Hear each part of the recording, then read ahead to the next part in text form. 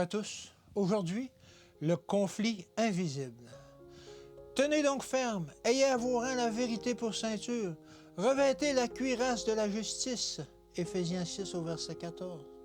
L'ennemi poursuit chacun de nous. Si nous voulons résister aux tentations qui nous assaillent de l'intérieur comme de l'extérieur, nous devons avoir la certitude d'être du côté du Seigneur, d'avoir sa vérité dans nos cœurs, prête à sonner l'alarme et à nous pousser à l'action contre tout ennemi.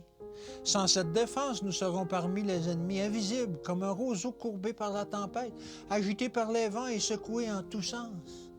Mais si le Christ demeure en notre âme, nous pourrons être fermes dans le Seigneur et dans sa force toute puissante. L'esprit peut se développer et s'ennoblir. Il devrait être inspiré à méditer sur les choses célestes.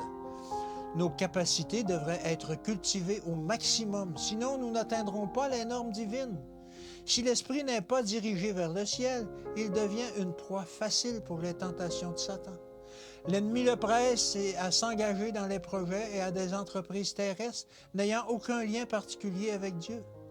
Tout le zèle, tout le dévouement, toute l'énergie inquiète, tous les désirs fiévreux sont impliqués dans cette tâche. Et Satan rit de voir l'effort humain lutter avec tant de persévérance pour quelque chose qu'il n'obtiendra jamais, qui restera toujours hors de sa portée.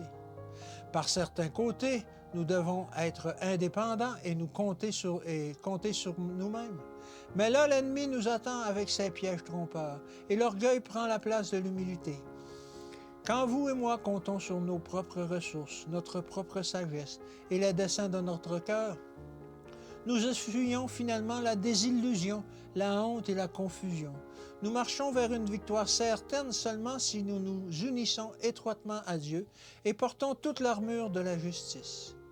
Il est aussi essentiel de sentir le pouvoir de la vérité que d'y croire. Elle doit avoir sur l'esprit une influence constante et ferme.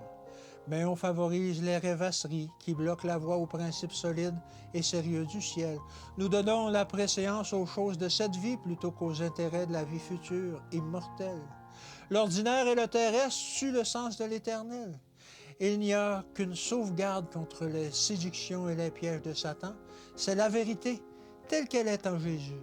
La vérité semée dans le cœur, nourrie par la vigilance et la prière, nourrie par la grâce du Christ, nous donnera le discernement. La vérité doit habiter dans le cœur. On doit en ressentir la puissance malgré tous les enchantements séduisants de Satan.